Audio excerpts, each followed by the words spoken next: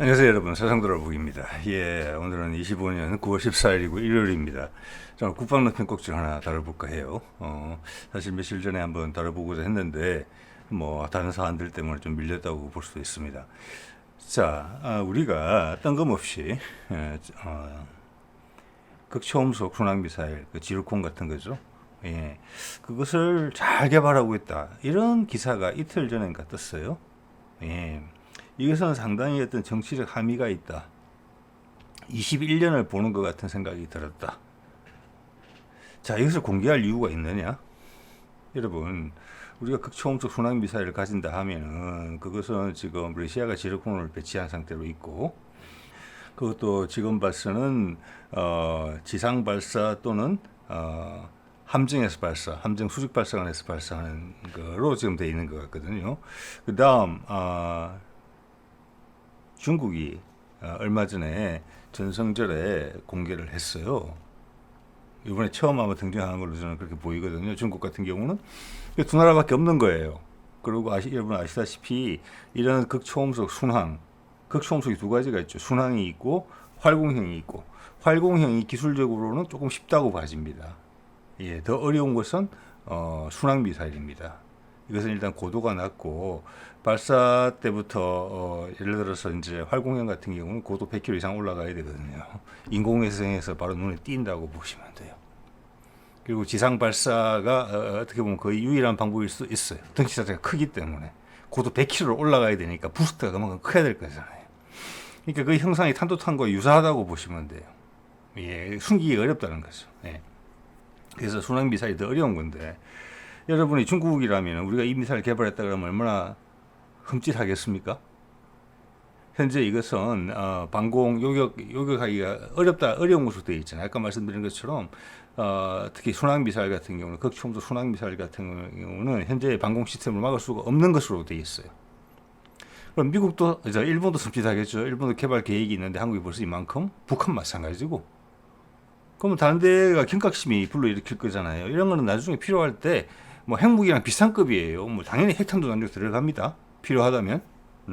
요새 핵탄두로 200 몇십 킬로 정도면 돼요. 200-300킬로면. 그러면 핵무기처럼 있다 없다, 주위에 있다 그래, 주위에 너 있는 거 아니야? 했을 때 묻더라도 아니야, 대답할 수 없어, 이렇게 이야기해야 되는 부분인데 그걸 공개를 했다? 잘 개발되고 있다고? 이것은 당연히 정치적 목적이 있는 거죠. 좀 전에 말씀드린 그런 부정적인 것을 다 덮어버리고도 남을 이것을 공개함으로써 우리가 있는 이득이 있기 때문에 공개한 것입니다. 이런 비밀 무기를. 왜 그랬을까? 21년의 재판이라고 봅니다. 정치적 상황이 그때랑 똑같다는 겁니다. 미국을 향하는 메시지지요. 자, 그런 관점에서 한번 말씀드려 볼게요. 자, 이게 그 기사입니다. KFN 국방 쪽에서 나온 거죠. 군에서 하는 뉴스입니다. 제목이 이렇게 되어 있습니다. 극초음속 미사일 개발에 뛰어든 대한민국. 제가 봤을 때는 이게 다 잘 되고 있다는 겁니다. 내용을 보셔도 아시겠지만, 이걸 왜 국방 쪽에서 공개하냐. 민간에서 어떤 군에서는 감추어 두고 잘 안 가르쳐 주려고 하는 것을 민간에서 억지로 찾아가지고 보도한 것도 아니에요. 군이 그냥 이야기해 준 거예요. 너희들은 모르지 이거야. 이건 정치적 의미가 있다고 봐야 되는 것이죠. 자, 이거는 이 극초음속 순항 미사일 모양도 똑같죠. 제가 그때 2021년 말에 소개를 드린 겁니다. 국방과학기술대전에 갔다가 이게 왜 나왔지 하고 깜짝 놀래가지고 여러분들 말씀드렸던 내용이고, 좀 이따 스펙을 말씀드리고, 스펙이 상당히 중요합니다. 그 당시 2022년에 실비행 시험을 할 계획이다라고 돼 있었어요. 그러니까 이거는 여러 가지 이제 개발하는 항목이지 않겠습니까? 일단 잘 날아가야 되고 유도를 해야 되고 기타 등등 여러 가지 부분이 있는데, 그 중에 날아가는 건 가장 핵심적인 거죠. 극초음속으로 날아갈 수 있어야 되니까 사정거리 얼만큼 나오고. 어떻게 보면 진짜 개발의 70-80%에 달하는 부분이에요, 사실은. 그걸 2022년에 실비행 시험한다고 공개를 했어요. 개발했다라고 해서 어떤 필요해서 이렇게 공개를 한 것도 아니고, 이제 개발 중인데 되게 다급하게 나온 거예요. 그때 이 이유가 뭐였느냐? 금년하고 같은 이유라고 생각을 합니다. 그때도 말씀드린 바가 있지요. 자, 요번에 이제 KFN 뉴스 한번 들여다볼까요? 이렇게 이야기하고 있죠. 21년 그때 가을이었습니다. 국방과학기술대전에서 K 극초음속 비행체 형상을 공개했다. 그게 제가 좀 전에 이제 그 당시 영상에 제목으로 주제로 삼았던 그 내용이고요. 자, 그때 그걸 다시 환기를 해보면은 이거예요. 이 그림이 똑같이 쓰여지고 있죠. 이거 그대로라는 겁니다. 극초음속 순항 미사일 길이가 8.9m, 직경은 70cm 후반. 이 길이와 직경이 다 중요합니다. 70cm 후반. 그때 기록이 정확히 있었는데 제가 정확히 기억을 못해서 70cm 후반으로 적은 겁니다. 직경을. 무게가 2.4톤, 시험 속도는 마하 5에서 6. 자, 마하 5를 넘어가면 극초음속입니다. 자, 지르콘 같은 경우는 마하 9 이야기까지 하고 있어요. 그래서 이것은 어떤 뭐랄까 우리의 극초음속 미사일의 시스템 자체가 목적성 자체가 좀 다를 수도 있고 있다고 볼 수도 있고, 지르콘보다 최고 속도가 떨어지는 것은 또는 최고 속도를 기록한 게 아니라 통상 순항 속도를 기록한 것이라고 볼 수 있어요.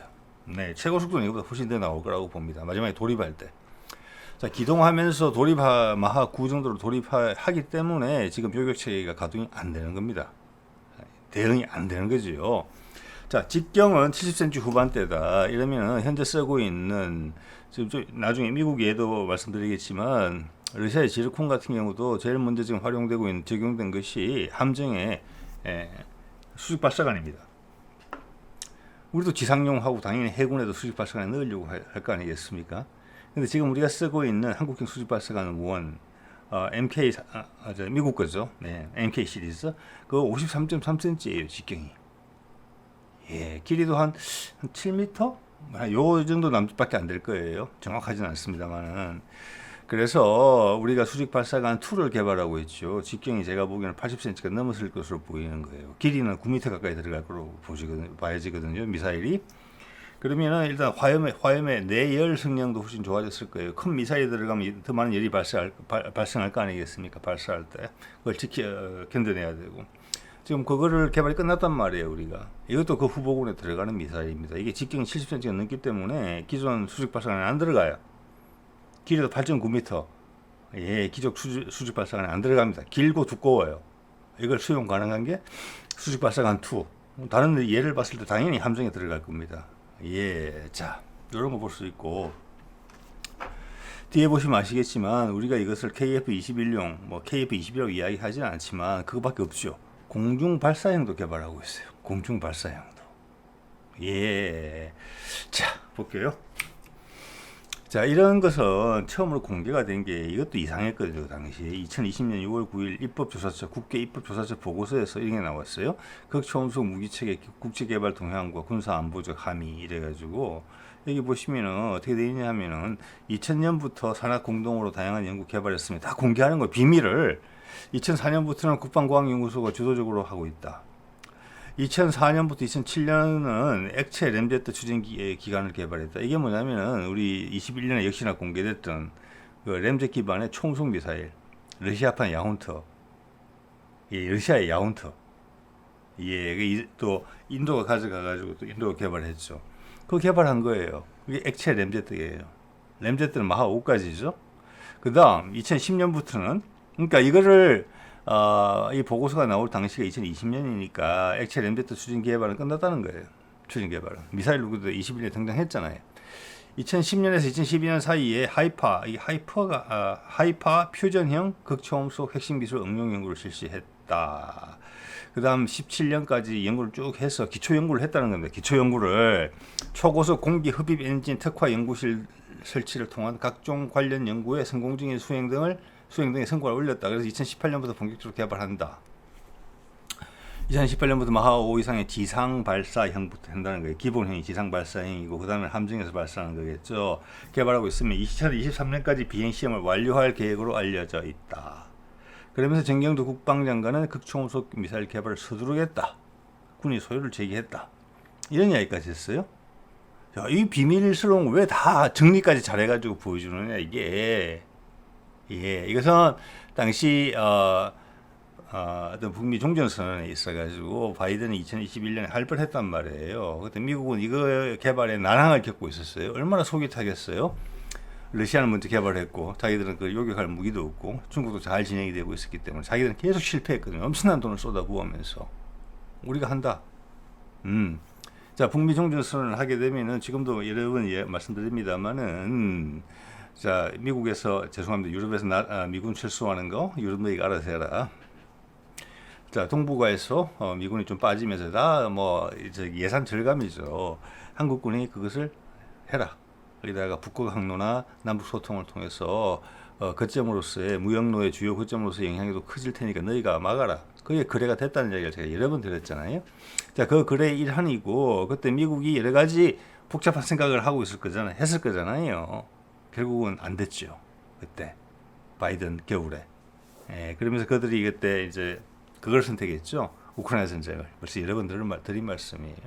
그때 미국을 꼬시기 위해서 한국과 북미 종전선언의 매력도를 높이기 위한 하나의 수단으로서 국방이라는 부분이 분명히 거기에 포함이 되어 있다는 걸 여러분 느끼실 수 있는 거잖아요.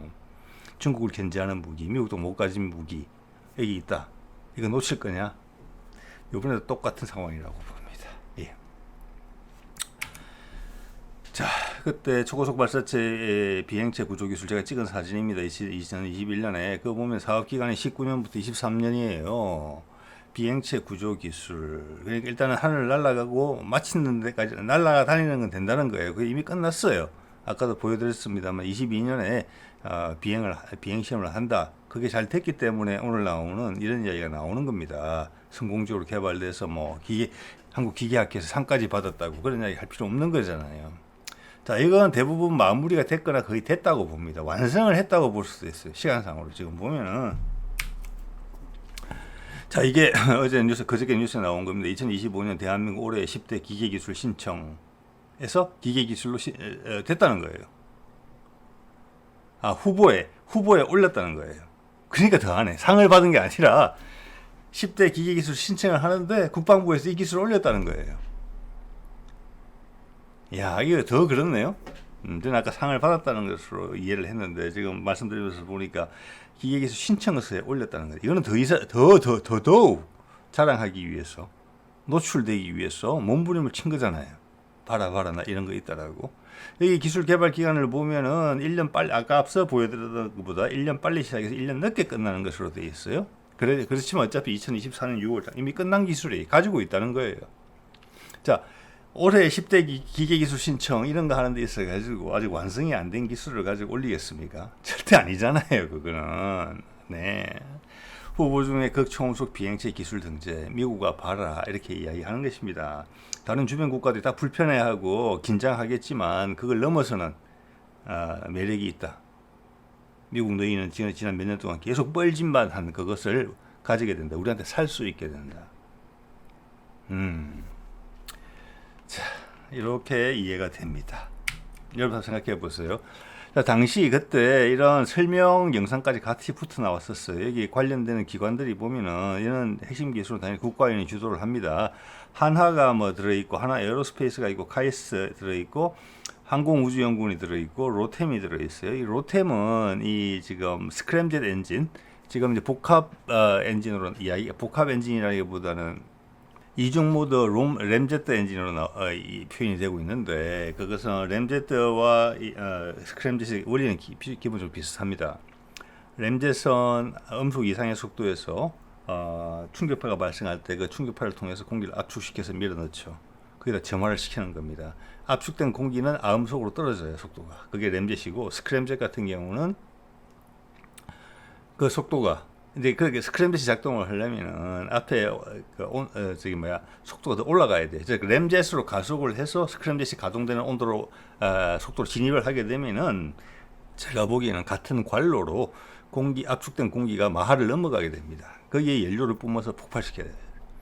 그게 되게 힘든 기술이라고 저는 알고 있습니다. 예. 그리고 압축 공기 충격파를 일정한 방향으로 계속 엔진을 끄트리지 않고, 왜냐하면 비행기가 특히 순항 미사일 얘는 막 기동을 하게 돼 있거든요. 뒤에 보시면 아시겠지만 속도까지 가변식으로 해요. 활공도 하고. 그게 우리 디자인의 핵심이거든요. 사거리를 늘리기 위해서, 내지는 탄두 중량을 늘리기 위해서 선택을 하면 되겠지요. 자, 그 과정에서 제가 쭉 이때까지 읽어본 바에 따르면은 그런 경우에 엔진이 꺼지기가 쉽다는 거예요. 그게 이때까지의 난제였거든요. 그것은 우리는 이걸 극복하고 남았어요. 일부러 엔진을 껐다 켰다까지 해요, 우리는 보면. 네. 자, 그 엔진을 누가 만드느냐? 이건 그냥 관이에요, 관. 거기에 대해서 우리가 이제 통달을 했다는 겁니다. 로템이 만들어요. 자, 그 관련돼서 좀 이따 기술적인 부분 좀 더 말씀드리도록 하겠습니다. 자, 여기 이제 국방부 뉴스에 나온 이야기인데, 자체 개발 이중 모드 램제트 엔진을 점화한다가, 그리고 최고 고도 23km, 최대 속도는 마하 6이다. 다 이해가 되고, 이중 모드 램제트는 제가 말씀을 드렸어요. 처음에 램제트로 시작을 해요. 그리고 가속이 돼서 마하 4, 마하 5로 넘어가게 되면은 이제 스크램젯이 가동이 되는 겁니다. 그래서 이건 하나의 관으로서 그것을 해결하는 것 같아요. 그 다음 최고 고도가 23km. 이것은 지르콘도 이 정도로 지금 나오고 있는 것으로 봐지거든요. 예, 최고 고도가 23km 정도 나온다. 그런데 그래서 지르콘하고 비슷하구나. 왜냐하면 기본적으로 이 램제트나 스크램젯 엔진은 아까 말씀을 드렸지만 공기를 압축해서 날아가거든요. 그러니까 공기가 있어야 돼요. 자, 고도가 한 30km 정도 넘어가면은 대기 중에 공기 밀도가 급격히 떨어지거든요. 예, 그래서 30에서 35km 사이가 어떻게 보면은 천이 영역이에요. 로켓으로 가야 될지 아니면은 공기 기반으로 가야 될지. 자, 그래서 23km 우리는 공기가 필요하니까 23km도 저고도니까 이래 되면 이제 약간 공기의 마찰도 심해져요. 저항도. 어쨌거나 23km 정도가 저는 합당하다고 보고, 이게 지르콘도 이 정도 날아가는 거예요.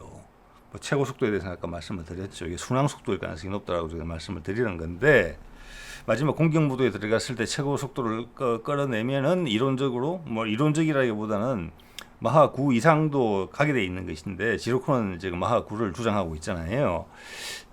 자, 여기서 다시 한번, 저는 이게 최고 고도 23km가 아니다라고 생각합니다. 왜냐하면 지르콘 후속이라기보다는 지르콘이 개발된 지 됐어요.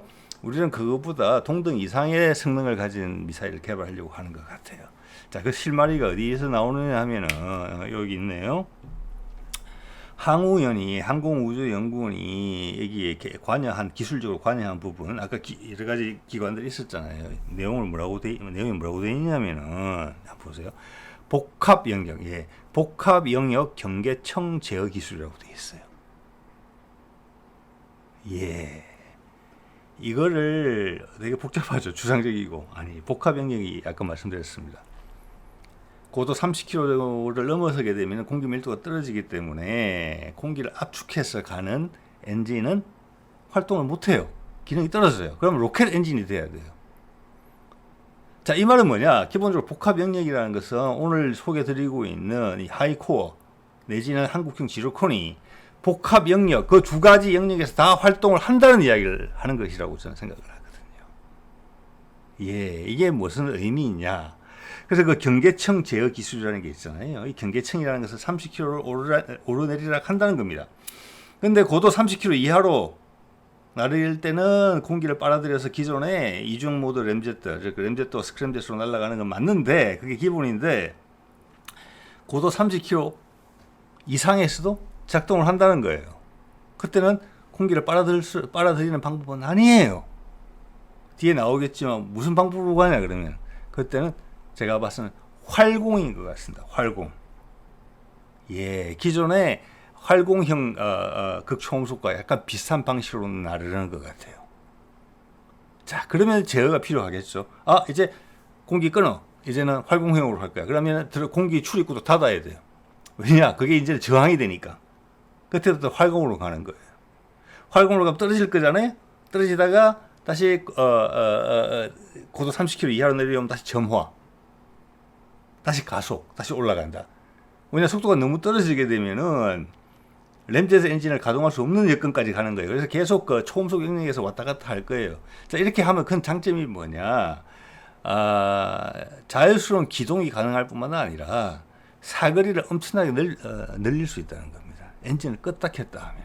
그러면서 고도 30km 이상을 올라가게 되면은 공기의 저항이 확실히 줄어들잖아요. 공기가 뭐 한 지상 대비 1, 2%, 3, 4%, 5% 이하로 떨어지거든요. 그러면 순항할 때 상당히 멀리 갈 수 있어요. 감속 없이. 그래서 통상 23km라고 아까 고도가 운용 고도를 적어놨지만 이거 딱 보면은 23km 넘는 거예요. 그래서 지금 지르콘의 어떤 기술을 써서 사거리 1000km를 내는지 그 메커니즘을 알 수가 없어요. 지금 뭐 공개된 자료가 없으니까 램젯 스크램젯 엔진이 연비나 통상적인 풀로 램젯이나 스크램젯으로 갔을 때 저정도 크기의 미사일에서 사거리가 얼마큼 나올 수 있는지는 모르는 거예요. 자기 동력으로 가야 되는 거예요. 기본적으로는. 그래서 우리가 지금 염두에 둔 것은 고도를 30km 이상으로 올려서 공기가 아주 적은 고수로 올려서 그때부터는 엔진을 끈다. 예, 저는 이것을 지르콘이 구현 못했을 가능성도 있다고 저는 보거든요. 끈다. 그 다음 공기 출입구를 닫아버린 상태에서 활공을 한다. 자, 속도가 서서히 떨어지면 다시 30km 이하로 내려온다. 재점화한다. 다시 가속해서 다시 올라간다. 지금 이런 컨셉을 우리는 분명히 하고 있어요. 예. 자, 그러면 상당한 사거리 내지는 사거리가 같다면은 상당한 고중량의 탄두를 실을 수 있게 된다. 조그만 크기로. 그러면은 이 미사일이 가지는 의미가 전혀 달라지는 거거든요. 여러분 우크라이나 전쟁 통해서 보셨죠? 이스칸다르 한 방 떨어지는 거하고 다른 뭐 로켓단 몇 발 떨어지는 거는 차원이 완전히 다릅니다. 또한 탄두 중량이 무거워질 수 있다는 이야기는 전술 핵탄두까지 나중에 실을 수 있다는 의미이기도 해요. 근데 상대방이 여기 안 되는 거잖아요. 자, 이거 엄청나게 여러 가지로 생각해 볼 수 있는 그런 문제입니다. 자, 이거 한번 볼까요? 이거 예전에 연구 과제에서 나왔던 거예요. 이게 22년에서 27년까지예요. 500억 투입해서 하는 거거든요. 이 내용을 볼게요. 이거는 좀 전에 보여드렸던 그 극초음속 미사일 제일 앞부분입니다. 나중에 뒤에 단이 다 분리되고 나면 이것만 남아서 가는 거잖아요. 초고속 뭐라고 되어 있습니까? 이 정말 공중 발사. 그죠? 처음 개발할 때는 지상 발사형 개발했어요. 그건 됐다는 거예요. 그 다음 공중 발사. 공중 발사가 되면 뭐가 달라지겠습니까, 여러분? 부스터가 엄청나게 작아질 수가 있어요. 예. 자, 이것은 KF-21의 날개 밑에 다는 미사일이라는 것은 당연한데, 가만히 보시면은 이것도 내부 무장차량에 넣으려고 한다는 느낌이 드는 거예요. 자, 직경이 70cm가 안 돼요. 자, 그러면 내부 무장차량에 넣는다. 그러면 길이가 4.5m 내로 줄어들어야 돼요. 자, 그 비행기가 초창기에 가속을 하면은 뭐 KF-21 같은 경우 마하 2는 될 거예요. 그러면 제일 1단 부스트는 필요가 없어요. 1단 부스트의 기능이 뒤에 보시겠지만 마하 1.5인가 1.8까지 올리는 거거든요. 근데 자, 그래서 공중 발사라는 의미는 대단한 거다. 예, 이러면은 이 미사일 전체의 매력도가 엄청나게 올라가는 거예요. 미국도 개발할 때 보면은 처음에 지상 발사형, 그 다음 함정 발사형, 그 다음 잠수함 발사형, 그 다음 항공기 발사형 이렇게 되어 있거든요. 우리 그걸 다 하겠다는 거예요. 그 중에서 제일 어려운 게 저는 항공기 발사형이라고 봅니다만. 네. 자, 공중 발사 설명 들었고 초고속, 극초음속이라는 이야기고 일단 그림 자체가 모양 자체가 그 스크램젯처럼 생겼지 않습니까? 초고속 추진, 활공체, 재점화, 핵심 기술 개발 개념도 다 나왔죠. 추진해서 활공을 할 때는 고도가 올라간다. 왜? 아까 항우연에서 연구하는 게 그거였잖아요. 복합영역으로 올라가는 거. 복합영역이라는 것은 30km에서 40km대를 고도 30에서 40km대를 이야기하는 것입니다. 지금 극초음속 활공 미사일이 그 사이로 왔다 갔다 하거든요. 그래서 요격하기 어려운 거예요. 30km 이하까지는 천궁2나 패트리엇으로 돼요. 40km 이상은 또 뭐가 있냐? 그때 우주 공간이잖아요. 거의 그때는 LSM으로 해요. 근데 극초음속 활공형 미사일이 고도 30에서 40 사이로 왔다 갔다 해요. 그래서 이 요격 미사일이 안 맞아요, 그게. 그래서 우리가 좀 LSM-2를 이야기할 때 그걸 잡기 위해서 개발한 미사일이 있거든요. 우리나라 무서운 나라입니다. 그게 지금 패키지로 달려 있어요. 예. 자, 재점화 핵심 기술. 재점화의 핵심은 뒤에 이야기 나오겠지만 당연히 연료를 절감하기 위해서 또 같은 사거리라면 탄도 중량을 무겁게 하기 위해서 하는 것입니다. 자, 활공을 하기 위해서는 공기 흡입구를 닫아야 돼요. 그 이야기 나오는 거예요. 광대역 추진, 활공, 흡입구 구동장치, 흡입구를 닫겠다는 거예요. 재시동한다, 껐다 켠다 한다는 거죠. 지금 이제 미티어 대공 미사일, 그때 덕티드 램젯이죠. 거기에 사거리가 길게 나오는 것도 껐다 켰다 하기 때문에 그런 거거든요. 자, 이중 램젯 연소실 열 교환 장치 이렇게 돼 있는데 이게 안에가 폭발이 고속으로 발생하기 때문에 열이 엄청나게 나는 거예요. 이해되시죠? 안에가 분화구가. 그래서 여기는 그것을 어떻게 시키느냐 하면은 여기 연료가 그 주위를 돌면서 연료가 데펴집니다. 데펴지면서 분사도 쉽고 정화도 쉽게 하는 방법식을 쓰는데 그와 동시에 연료가 덮여지면서 그 연소실에 있는 열기를 가져가는 겁니다. 그래서 그게 이중 램베트 연소실 열 교환 장치가 그 의미입니다. 이것은 거의 일반적일 거예요. 여기서 제시동 이 부분이 크다는 거예요. 흡입구 구동 장치 뚜껑을 닫았다 열었다 한다는 부분. 그래서 이것은 그냥 순항 미사일이 아니라 순항 미사일에다가 활공형의 특징을 가미한 게 되는 거예요. 예전에 요격은 어렵고 사거리가 엄청나게 길어진다. 또한 상대방 방공 미사일이 이제는 예를 들어서 이게 고도가 23km로 계속 간다면은 우리로 따지자면은 천궁2가 요격 대상이에요. 물론 천궁2도 요격하기 쉽지 않겠지만 속도 너무 빠르니까. 그런데 얘는 거기다가 고도 30km 이상 올라가요. 그러다면은 천궁2도 아니고 LCM도 아니에요. 어중간한 영역 30에서 40km 고도. 그래서 거기에 특화된 미사일을 개발하려는 거잖아요. 우리 무서운 나라입니다. 자, 이래 되면 거의 이제 확실한 거예요. 기본은 됐다는 지상에서 발사하는 건 된 거예요. 그다음 공중에서 발사하는 거예요. 함정에서 발사하는 거나 잠수함에서 발사하는 것은 지상 발사형을 살짝 개조하면 되는 거예요. 더 무서운 것은 제가 봤을 때는 이 공중 발사형을 KF-21의 내부 무장체에 넣으려고 한다는 거예요. 그러면서 사거리는 최대한 뽑으려고 한다는 거예요. 아니면 탄도 중량을 최대한 늘리든지. 이걸 미국한테 지금 공개한 겁니다. 그것은 우리가 지금 정치적으로 지금 트럼프 여러 가지 헷갈리는 반응 나오는 거 보이시죠? 그래서 제가 쭉 정치 논평에서 말씀드리는 그런 분야에서 한 번 더 이야기하는 겁니다. 지금 뭐 트럼프가 크게 어긋난 건 없어요. 이 매력 포인트. 미국을 혹하게 할 수 있는 거. 왜 트럼프 과거에도 이런 마음이 있었거든요. 그래서 21년에 문재인이 바이든한테 보여줬던 거랑 똑같은 주파를 던지고 있는 거예요. 이거 잊지 마라. 너희들이 해결할 수 없는 부분에 대해서 우리는 그때 준비했던 공격 무기를 이제 완성을 했고 심지어 그걸 요격하는 미사일도 개발하고 있다. 미국은 이게 못하잖아. 내가 봐서는 딱 못하는 걸로 보이는데 이렇게 이야기 던진 거예요. 이건 제가 봤을 때는 안전하게 확인 사살하는 정도의 지금 선전 광고라고 봅니다. 그러지 않고서 이걸 광고를 지금 할 필요가 없어요. 전 세계.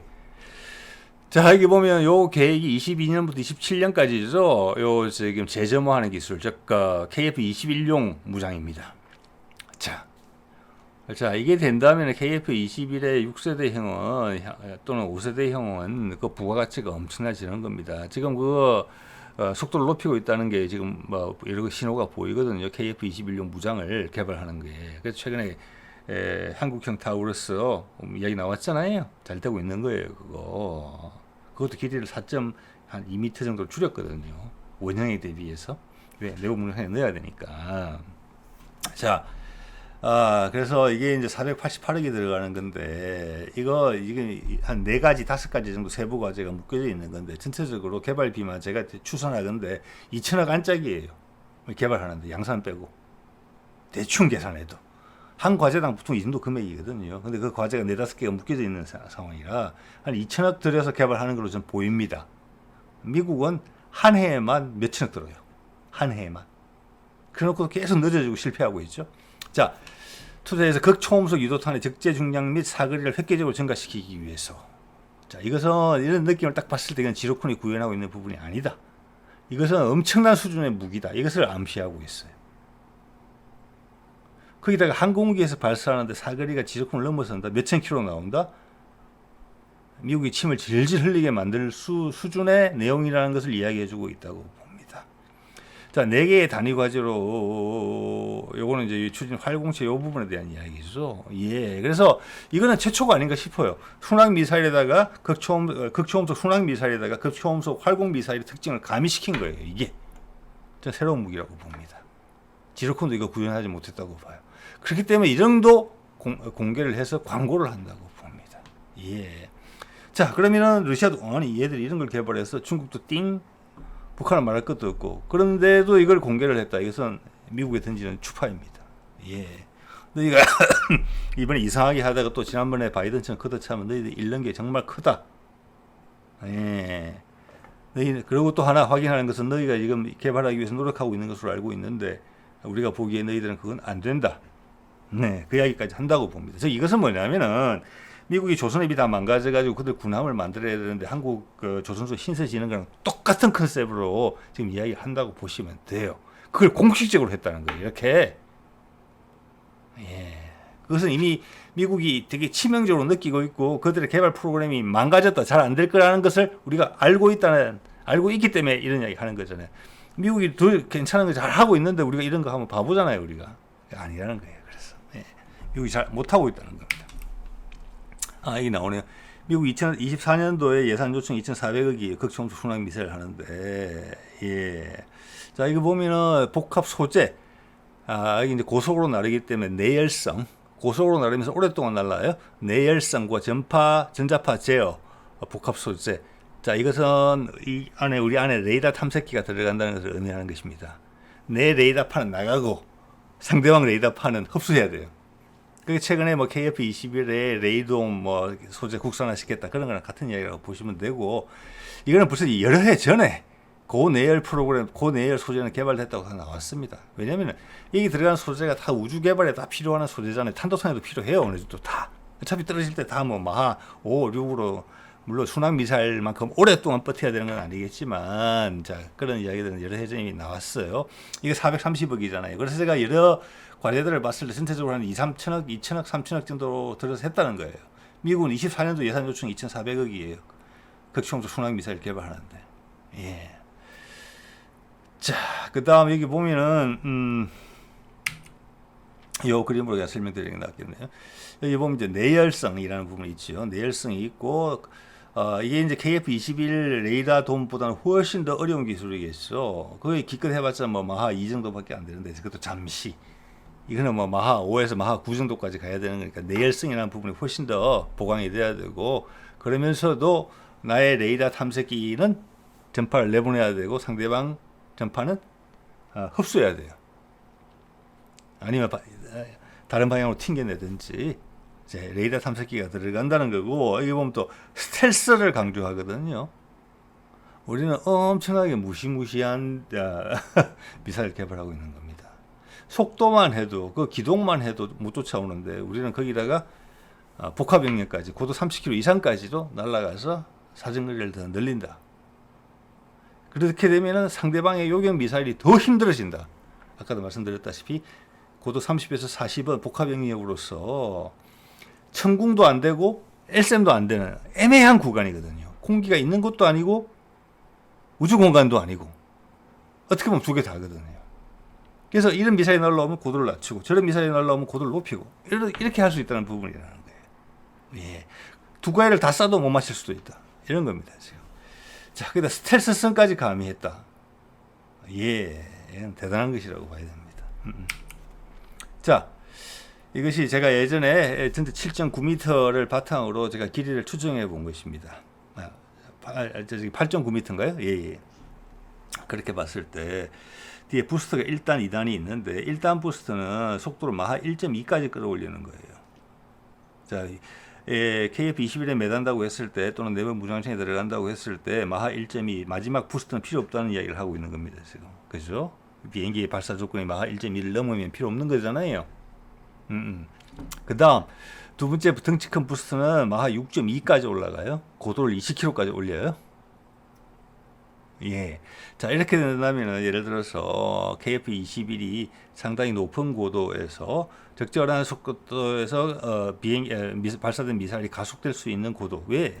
하늘이니까 하게 되면은 저 두 번째 부스터의 크기가 상당히 작아질 수 있다고 봅니다.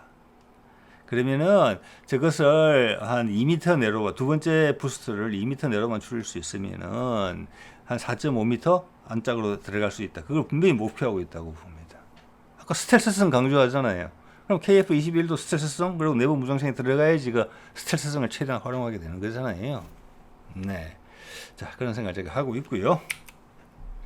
그리고 저 정도가 되기 때문에, 이것을 이 큰 미국의 결정에 영향을 줄 수 있는 매력 포인트가 된다는 정도의 수준이라는 겁니다. 여러 가지 정황을 봤을 때. 자, 이게 보이죠? 이게 잘 설명해 주는 사진인 것 같습니다. 미국이 지금 지상용으로 배치한 게 있죠. 뭐 한국에 배치한다 해서 하다가 지금 호주에 배치한 게 있죠. 그게 지상 발사형 활공형 미사일입니다. 큰 덩치로 미국이 성공한 건 그거밖에 없어요. 비행기에서 쏘는 거 더 소형화시키는 버전에서 다 실패했어요. 포기 선언했다가 다음에 다시 살아나고 또 포기하고 이걸 두 번, 세 번 반복하고 있어요. 네. 저는 우리 활공형을 우리는 이미 가지고 있다고 보거든요. 공개하지 않은 채 개발된 뭐 현무 4, 현무 5 뭐 이런 것들이 그런 거랑 상관이 있다고 봅니다. 기술적으로 활공이 쉬우니까. 여기 보면은 이제 노란 동그라미 위에 게 보면은 글라이딩, 이제 활공형이거든요. 고도가 40에서 100km잖아요.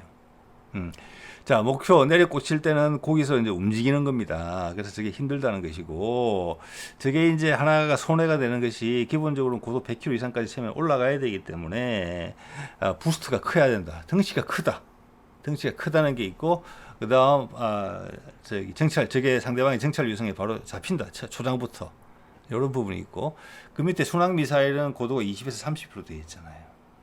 예, 그래서 이게 지르콘도 이럴 거라고 저는 보는 것입니다. 그런데 우리는 지금 20km에서 40까지 이야기하는 것 같거든요. 제가 봐서. 복합 영역, 그게 중요하다는 겁니다. 그러면 최고로 잡기 어렵다.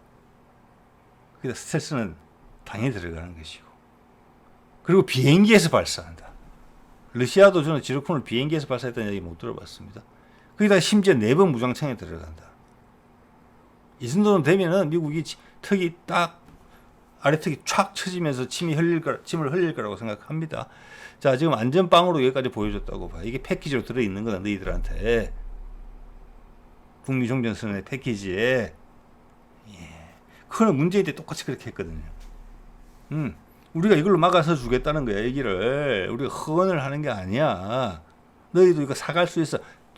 그냥 줄리는 만무하죠, 당연히. 예.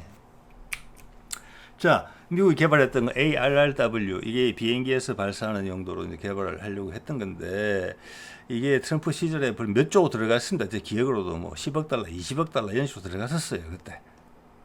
이거는 지금 활공형이거든요. 근데 지상형밖에 안 된 거예요, 큰 거. 예. 그러니까 비행기에 붙일 정도로 작은 거, 그리고 함정에 수직 발사관에서 쏠 수 있게 만큼 작게는 개발을 실패했어요. 램젯 기술도 없어요. 그래서 우리 램젯 대한 미사일 있죠? 그것도 미국이 지금 아마 크게 관심이 있을 거예요. 사거리가 얼마큼 되는지 모르겠는데 최소한 5, 600km는 된다고 봅니다. 이게 AGM-183이라는 건데 로키드 마티네스 했던 건데, 제가 조금 전에 찾아보니까 제가 마지막으로 봤을 때는 이것을 포기했거든요. 그러니까 포기했다 다시 쓰라겠다, 포기했다 다시 쓰라겠다. 이걸 지금 한 3번쯤 했더라고요. 잘 되지 않는다는 거죠. 그 다음, 그들도 순항형 미사일을 개발을 하려는 노력을 하고 있어요. 여기 보면은 2020년에 레이시온과 계약을 했다라고 돼 있고, 추가 계약이 왔다리 갔다리 하다가 다시 2022년이고, 여기 들어가는 램젯 스크램젯 엔진은 노드로 그루만에서 만든 거다. 우리는 아까 로템이었죠. 자, 여기에 대해서 우리가 판단이 섰다는 겁니다. 너희들은 잘 안 되고 있구나라고. 그래서 이걸 공개한 거예요. 미국을 위해서 공개한 거잖아요. 미국 보라고. 근데 미국이 우리 것도 잘하고 있는데 이러면 말이 안 되는 거지 않습니까? 이게 잘 안 된다는 이야기를 하고 있는 거예요. 예.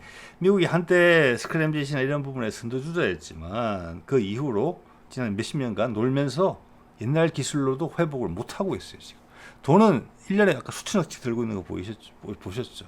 이렇게 하면은 미사일을 만들더라도 많이 가지고 있지도 못해요. 미사일 한 발당 단가가 얼마나 되겠습니까? 그래서 제가 우리 개발비 아까 2, 3천원이면 우리는 다 됐다. 얘기는 몇 조 들어도 안 됩니다. 제가 봤어요. 그렇기 때문에 공개한 거예요.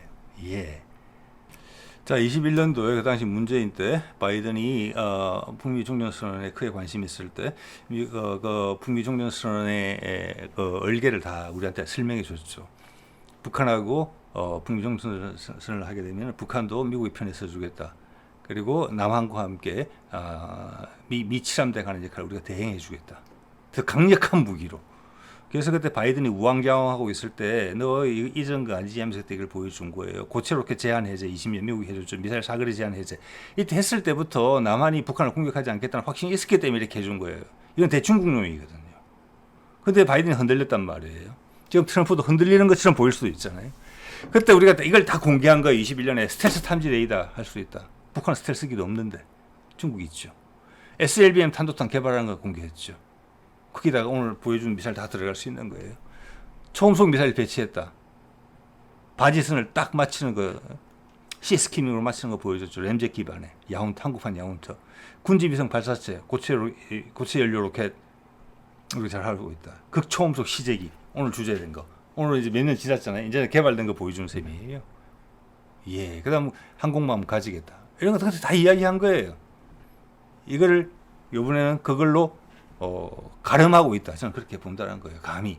자, 그때보다 지금의 트럼프는 뭐 북미 정전선에 대해서 필요성이 훨씬 높고 의지도 강하다고 저는 생각을 합니다. 그래서 이 정도는 확인 사살하는 차원에서 이재명이 보여줬다고 봅니다. 예. 자, 이거죠. 우리는 그것만 공격 무기만 있는 게 아니라 중국이 가지고 있는 극초음속 순항 미사일을 요격할 수 있는 미사일도 개발하고 있다. 이거 제전에 LSM 소개드릴 때 했던 거예요. 군에서 보여준 자료입니다. 여기 보면 LSM2 해가지고 활공 단계 요격 유도탄 이게 있어요. 이게 고도 30에서 40km를 요격하는 겁니다. 지금 천궁으로도 안 되고 LSM으로도 안 되는 거. 거기도 보시면 아시겠지만 LSM의 고고도 요격 유도탄도 당연히 개발하고 있어요. 예, 이건 시험 발사까지 한 것 같아요. 제가 봐서는.